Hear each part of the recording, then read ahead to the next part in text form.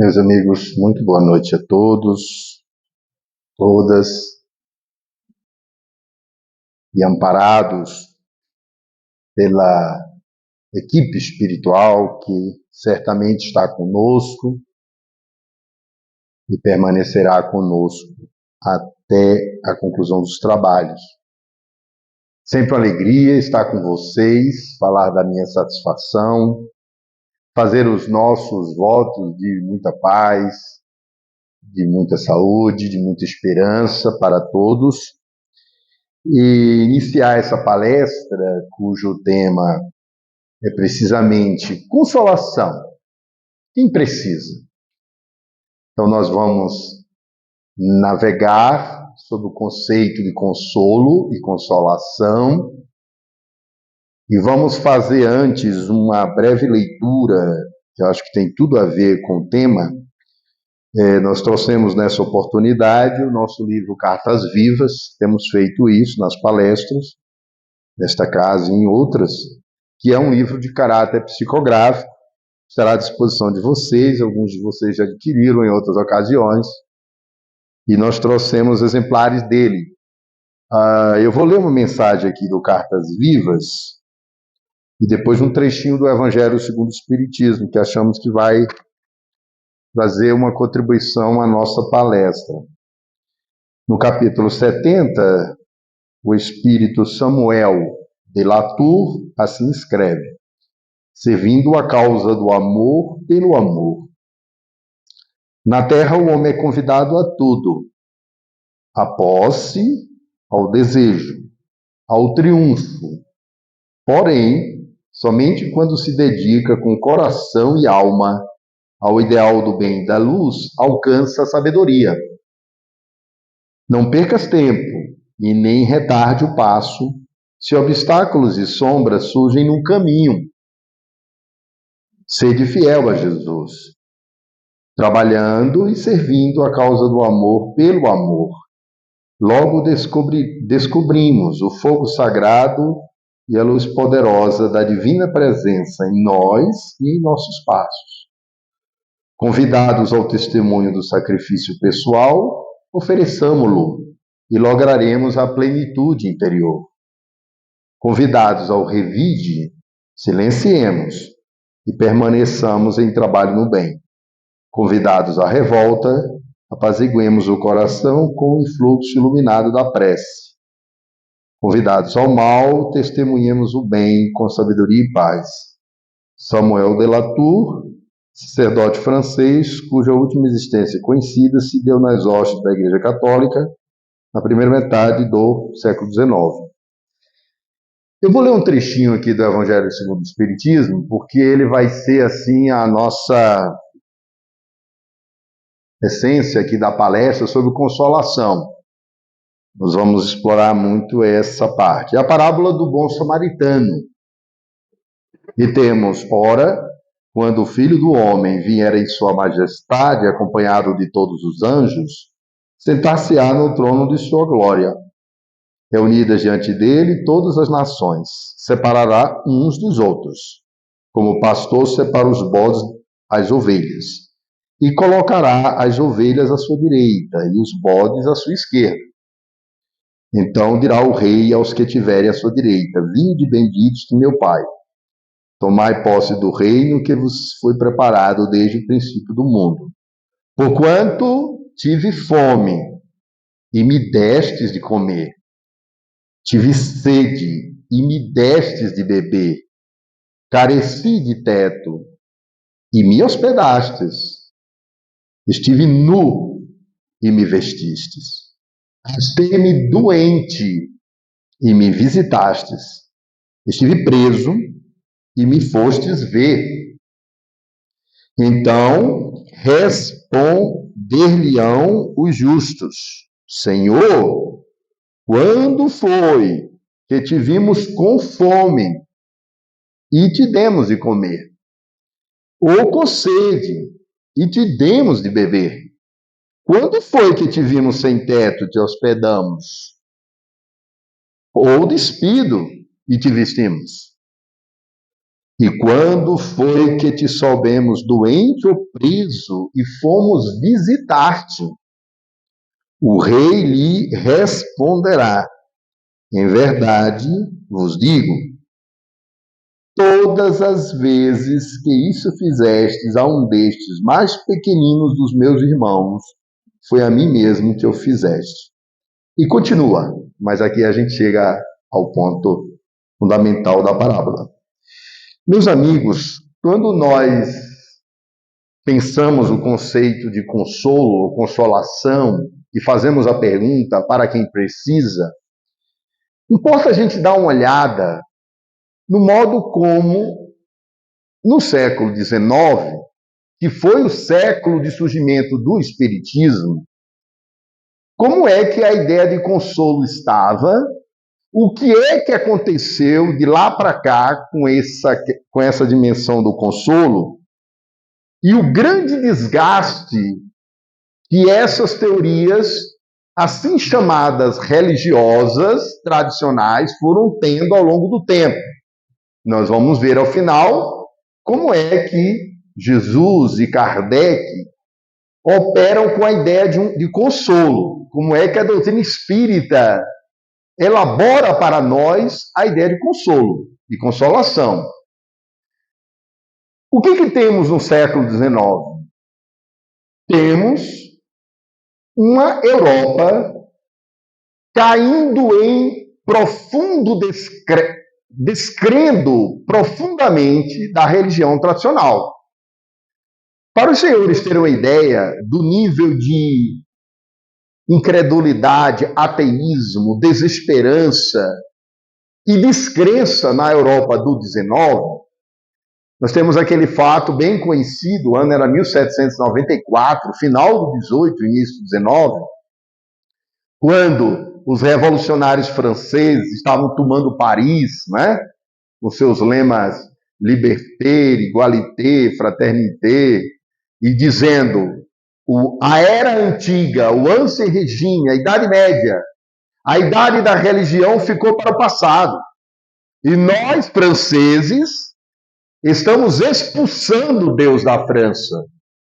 E aí vamos encontrar o episódio em que os franceses puseram a jovem Candale, que era uma atriz do teatro francês à época, sobre um jumentinho, vestiram-na com as vestes da razão e o jumentinho com as vestes do Papa.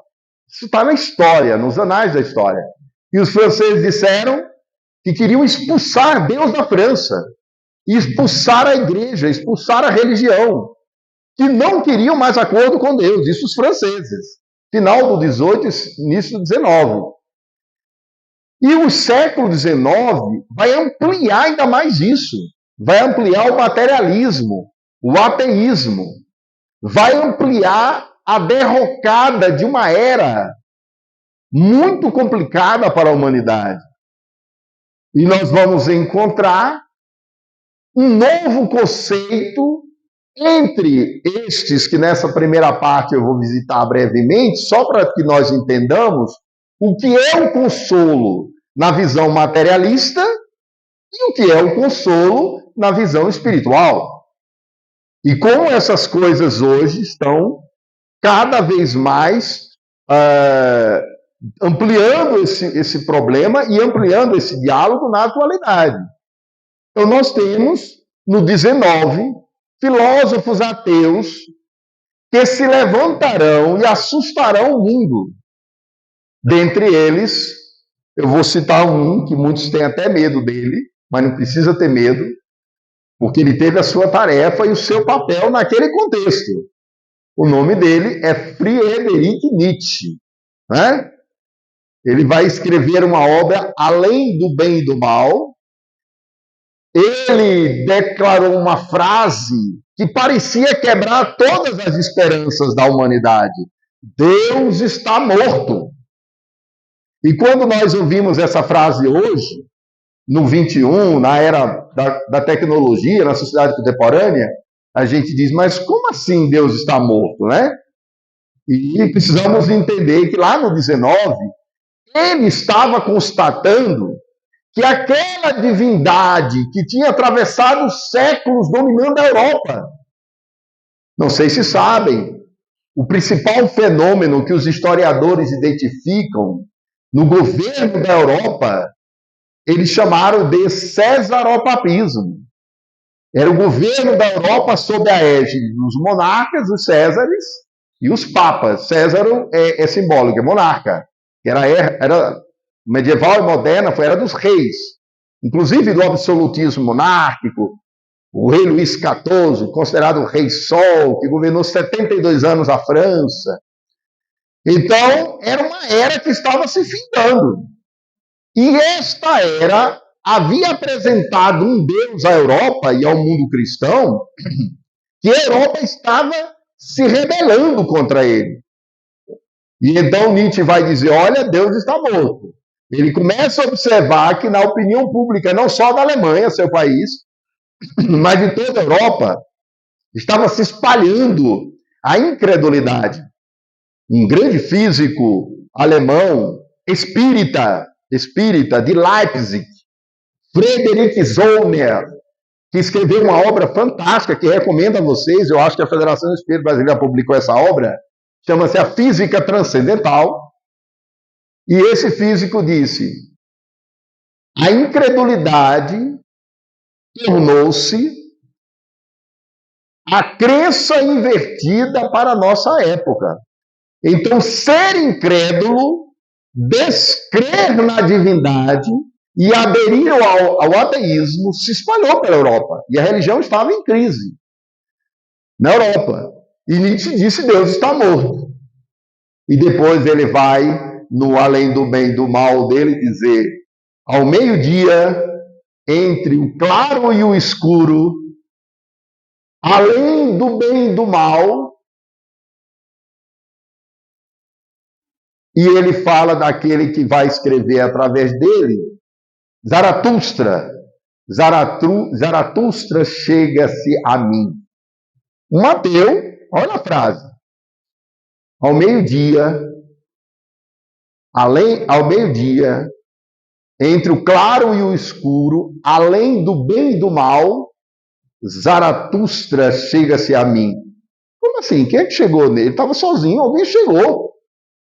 E ele passa a assinar todas as obras dele por esse personagem. Zaratustra foi uma divindade do mundo do zoroastrismo, séculos antes de Cristo, na Pérsia, e ele passou a assinar as obras dele através daquele indivíduo. E o Jung vai dizer, Carl Gustav Jung, que Zaratustra estava para Nietzsche como Goethe, Fausto estava para Goethe, como se fosse o elemento do inconsciente do indivíduo. Parece uma entidade espiritual. Nós, espíritas, diríamos, parece um espírito que se aproximou através de Nietzsche e todas as obras dele passaram assassinadas por esse personagem, Zaratustra. Pode investigar. Além do bem e do mal, Aurora, ele colocou tudo na boca desse personagem. Platão fez isso também com Aristófanes. Os grandes autores colocaram na boca de personagens imaginários ou espirituais suas obras. E o Nietzsche vai espalhar o ateísmo e vai dizer uma frase que, para nós hoje, seria terrível, né? É necessário que aconteça o crepúsculo dos deuses para que ocorra a aurora dos homens.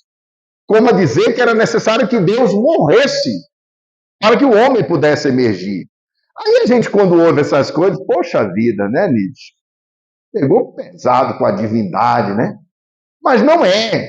É que ele estava falando do Deus histórico do século XIX, que ao longo de toda a Idade Média tinha sido um pai dominador, escravizador, que a tudo proibia, e que nós vamos ver que essa não é a visão espírita de Deus.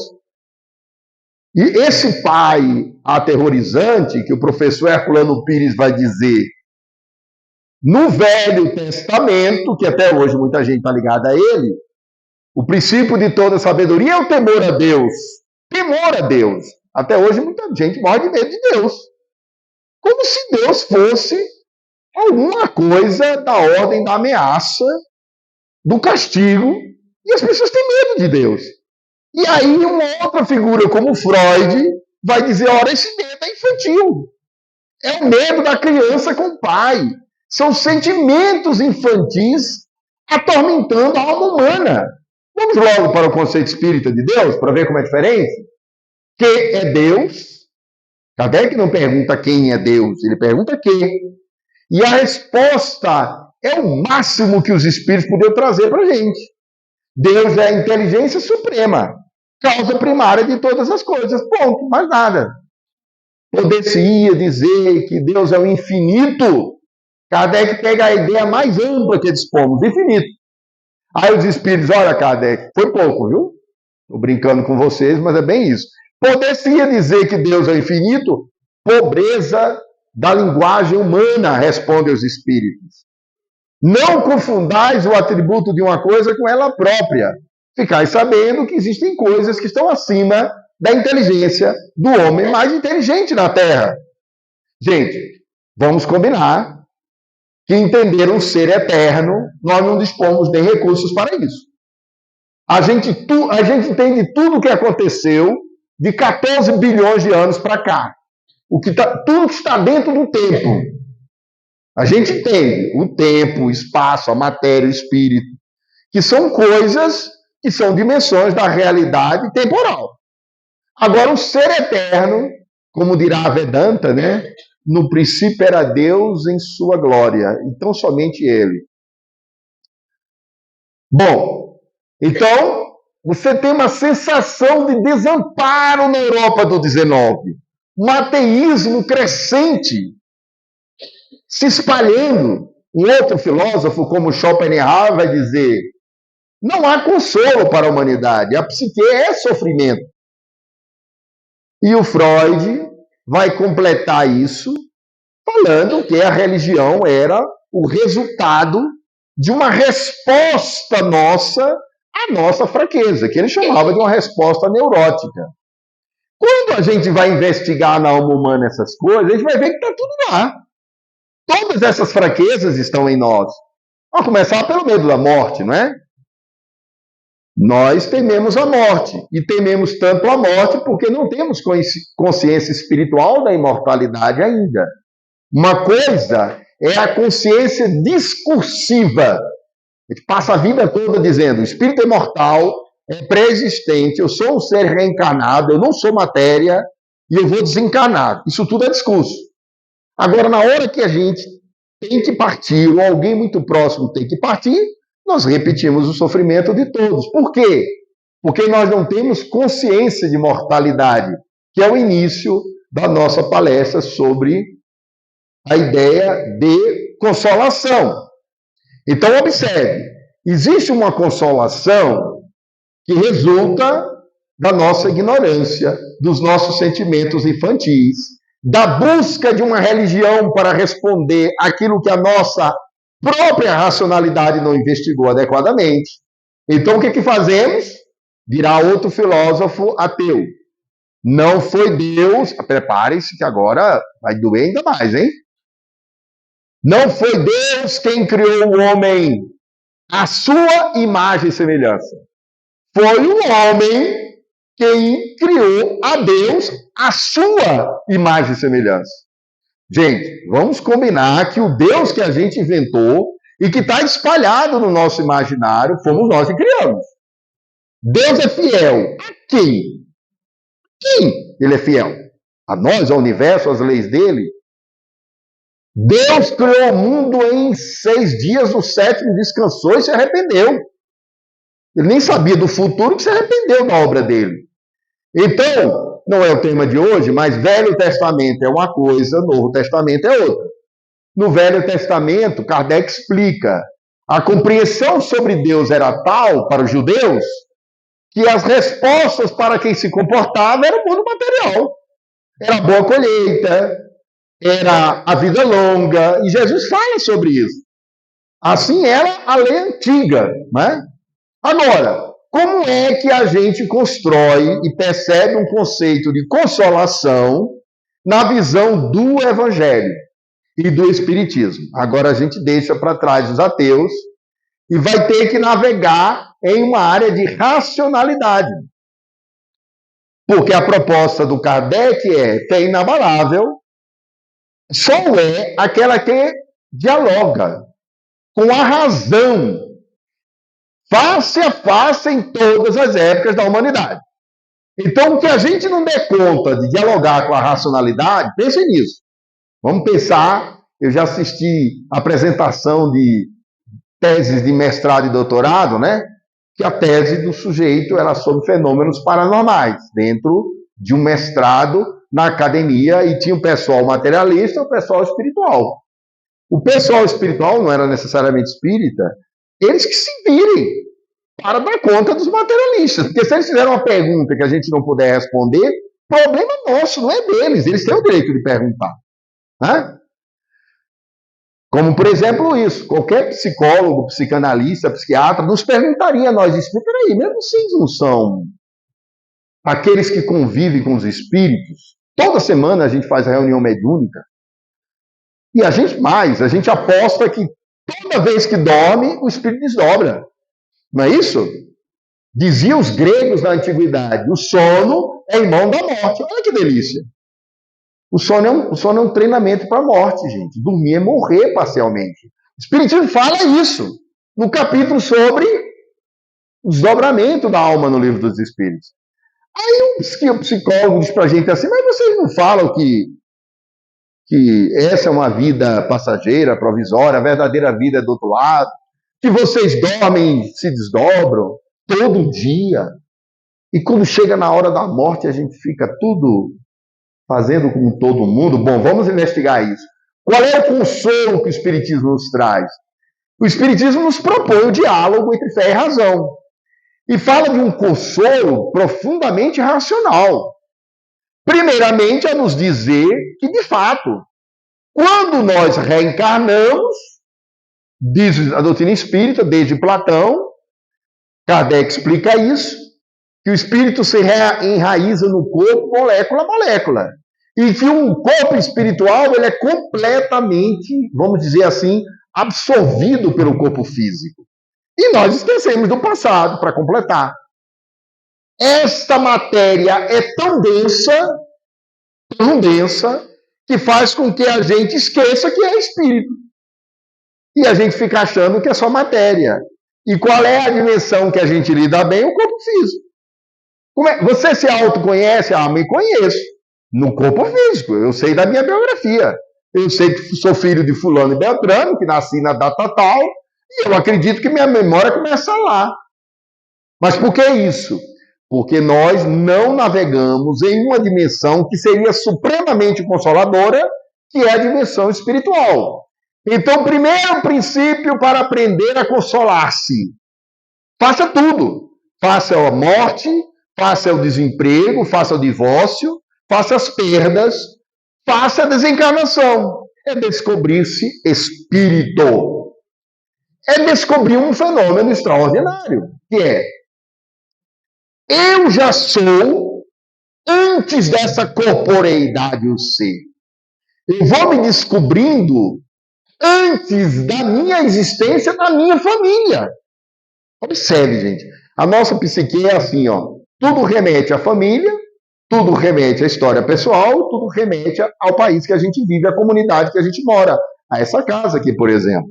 Isso é a nossa história viva. Só que nós podemos aprender que nós somos, antes dessa personalidade, um ser. Eu não vi. Raquel dirá assim, ó. Eu sou, antes de Raquel, o ser. Por que eu sou antes de Raquel o ser? Porque eu sou espírito. E eu pré-existo a Raquel. Eu sou, antes de Denizar, o ser. Se eu conseguir aprender e apreender-me antes da existência física, eu estou remetendo-me a uma dimensão que é espiritual, para a qual eu voltarei. Ninguém vai para lugar nenhum quando eu desencarna. Volta para essa dimensão. Então tudo muda, observe. Com a teoria da reencarnação, nós temos uma suprema consolação, que é: eu já vim do mundo espiritual, Fui eu que provoquei a minha reencarnação, eu precisava dela, eu partilhei da escolha junto com os meus pais, e eu provoquei a existência.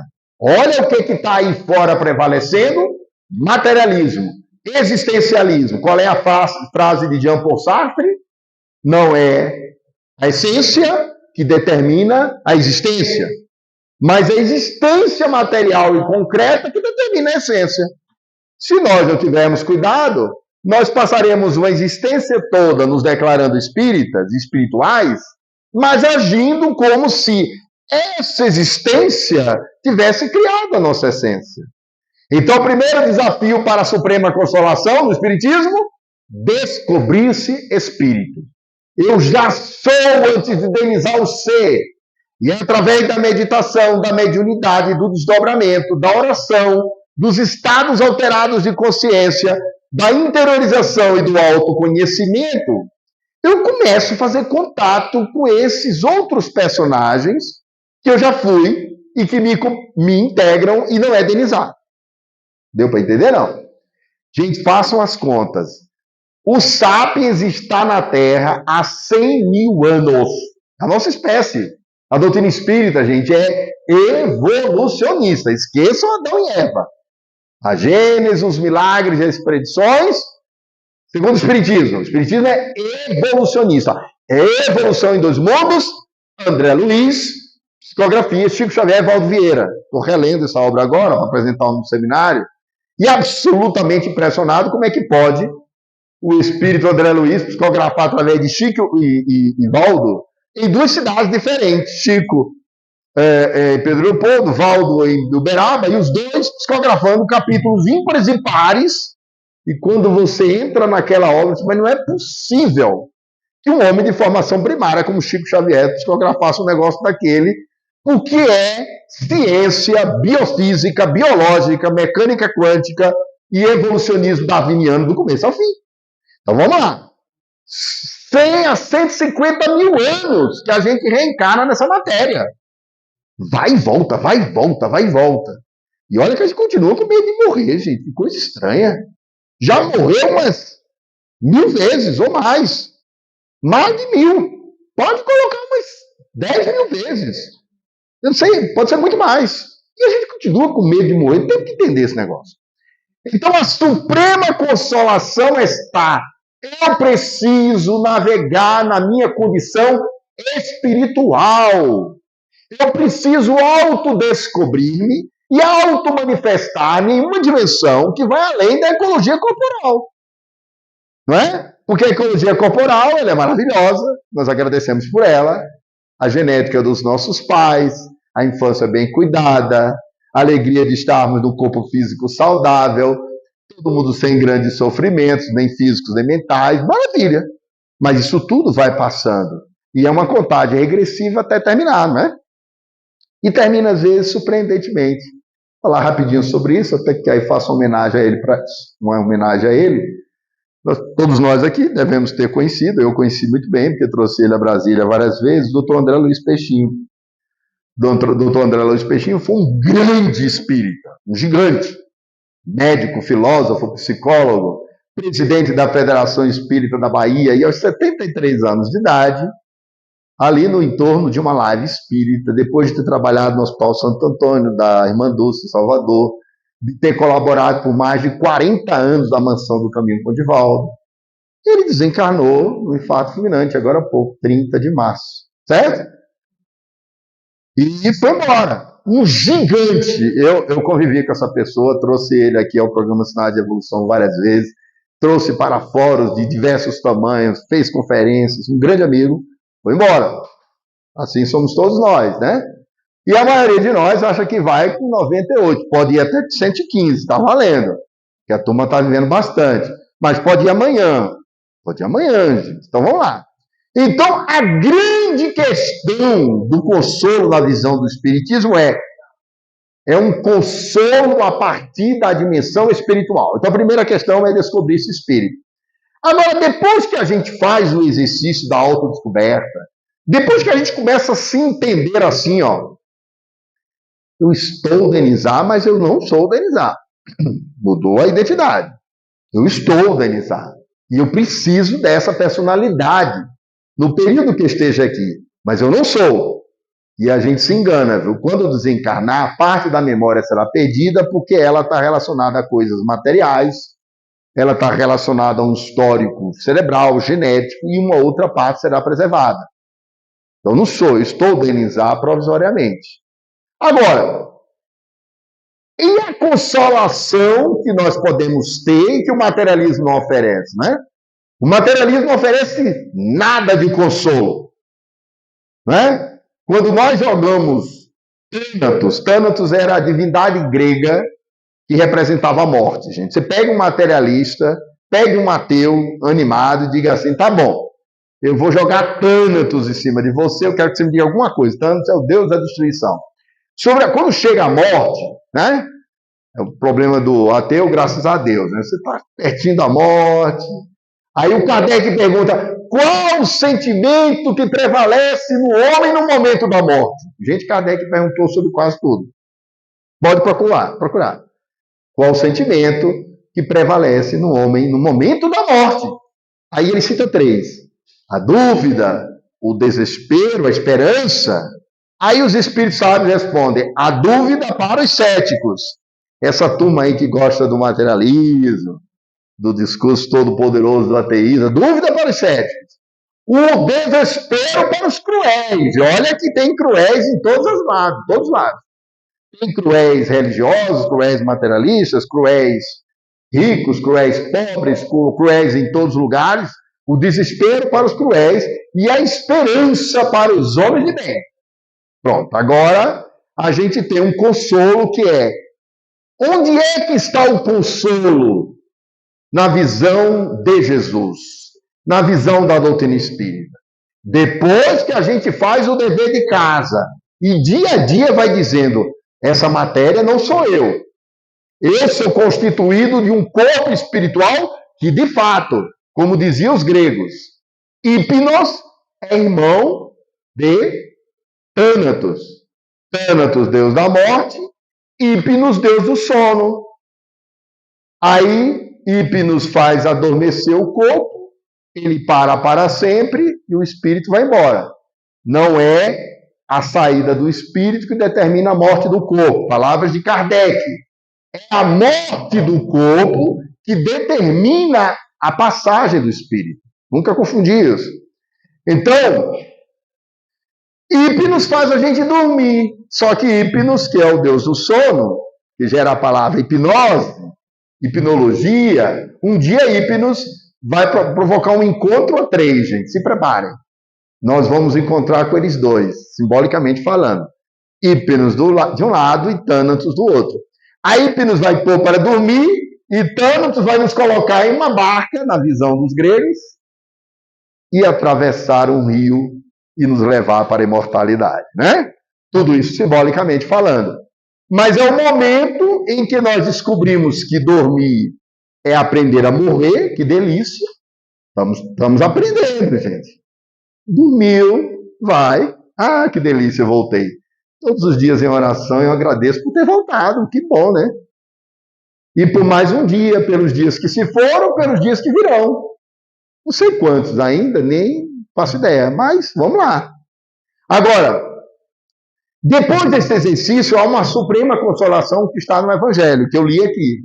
Qual é a consolação? Cada um de nós fica querendo saber como é que é o segredo da suprema consolação. A suprema consolação, Jesus definiu.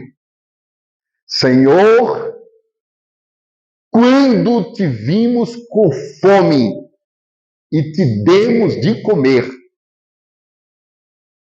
quando te vimos com sede e te demos de beber, quando te vimos preso e te visitamos, quando te vimos nu e te vestimos. Gente, esse trecho do Evangelho, ele situa quem é quem e resume toda a moral evangélica. Onde é que está a suprema consolação? Quem é que precisa da consolação?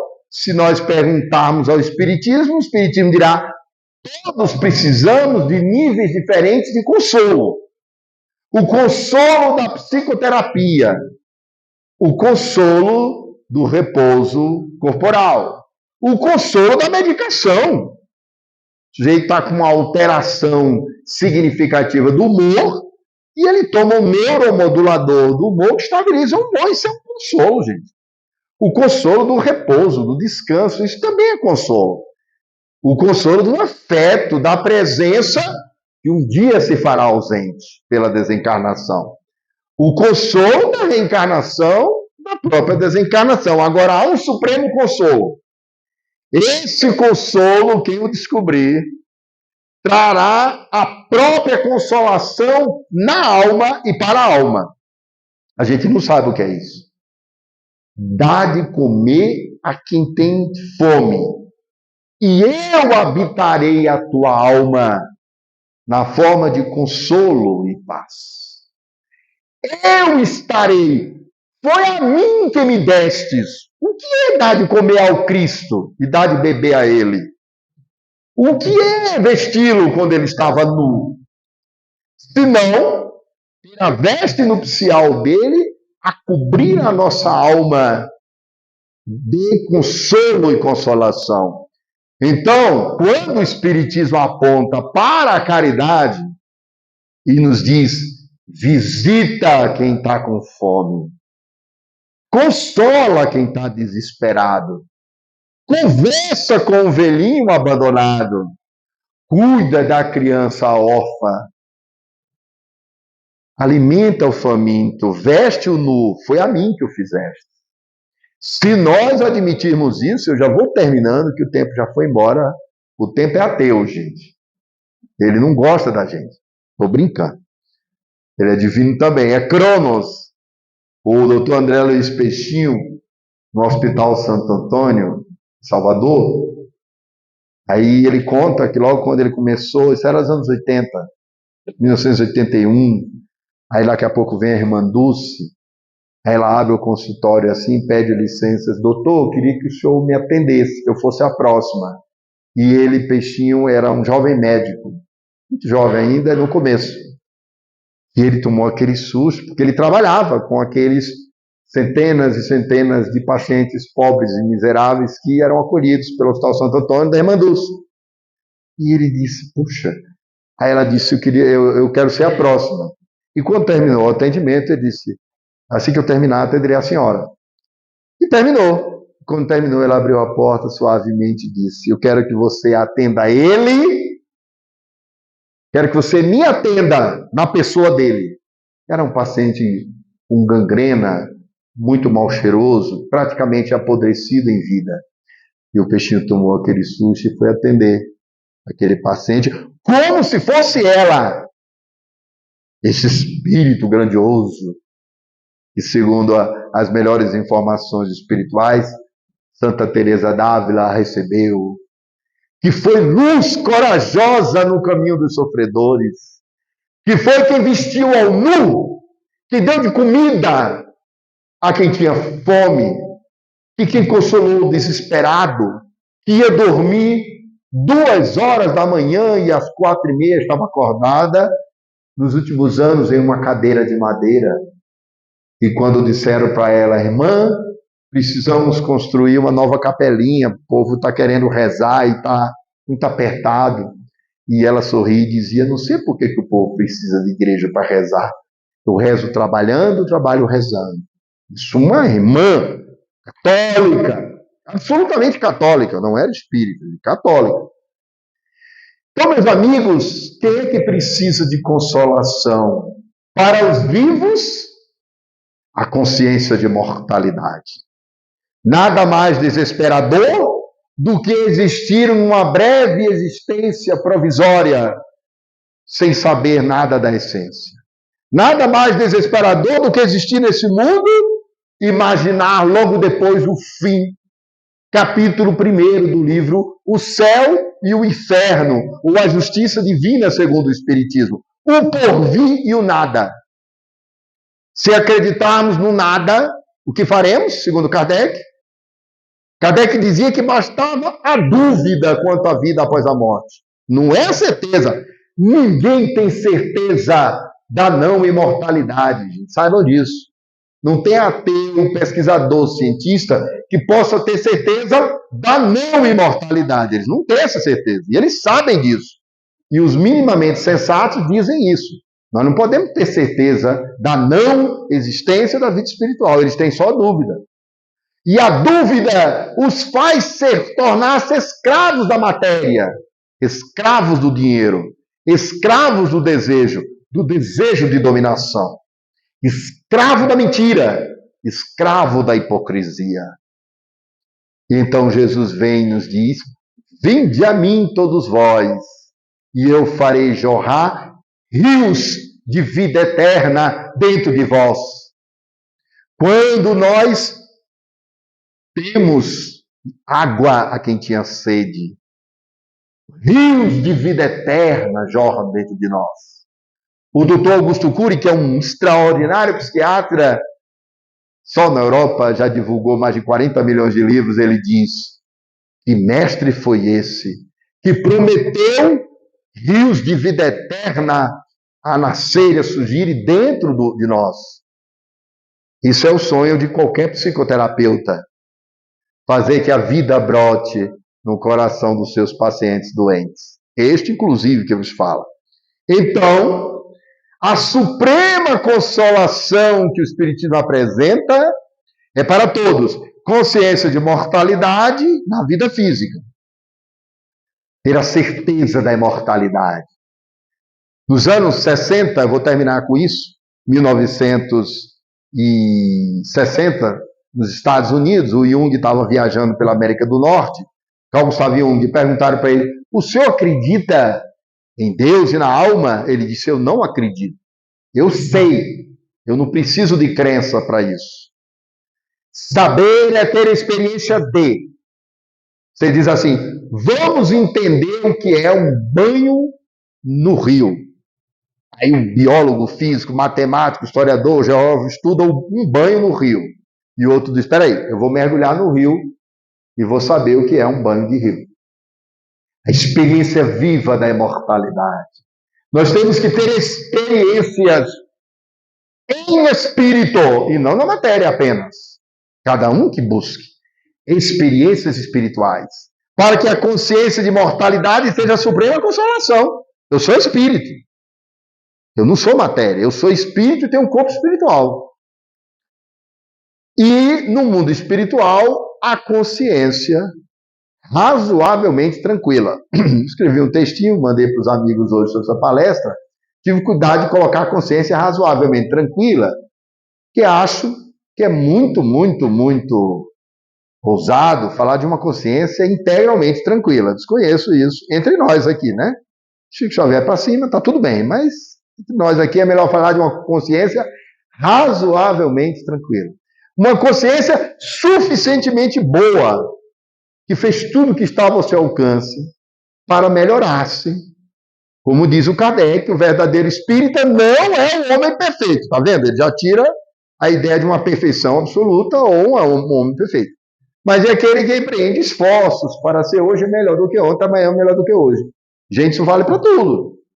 A pessoa mais viciosa que estiver empreendendo esforços para se transformar moralmente, no critério do Kardec, é verdadeiro espírita. E a gente pega a nossa métrica e diz assim: daqui para cima é, daqui para baixo não é. Cuidado. Então, meus amigos, que nós encontremos consolo no Cristo Consolador, capítulo 5 do Evangelho segundo o Espiritismo. Que nós encontremos consolo nas palavras da linda mensagem do advento do Espírito de verdade, que ele diz assim: venham como outrora aos transviados filhos de Israel, trazemos a verdade e dissipar as trevas.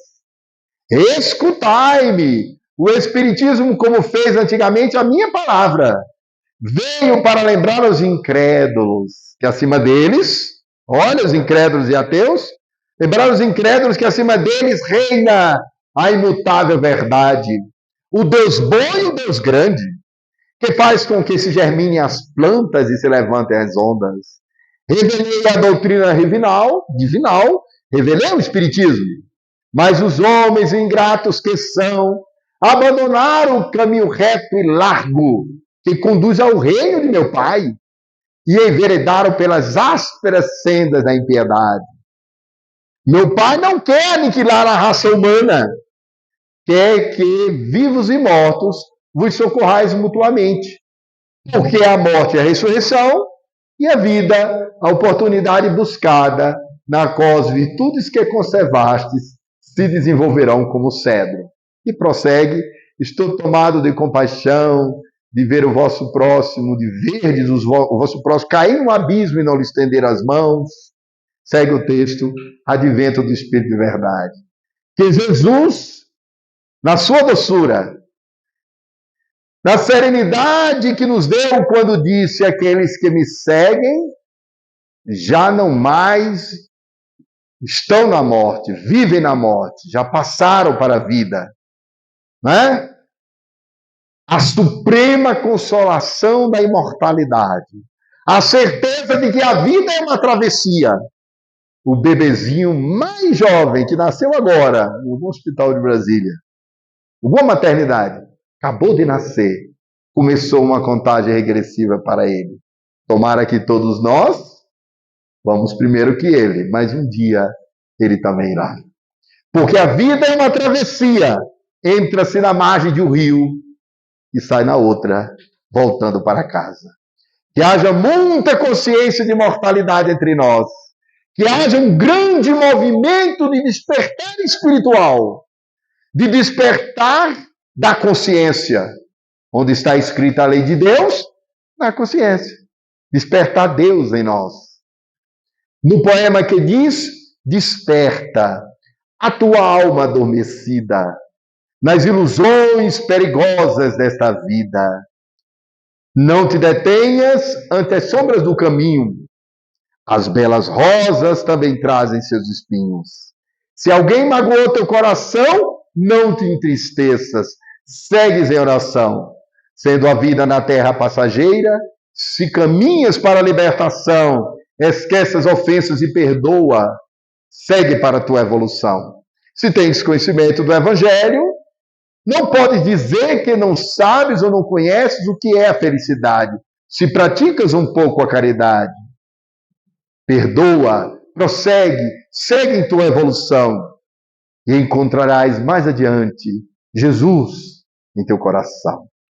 Terminamos, 10 minutos de misericórdia, já passou, fica na conta dos nossos bônus horas, junto aí, ou não, não é?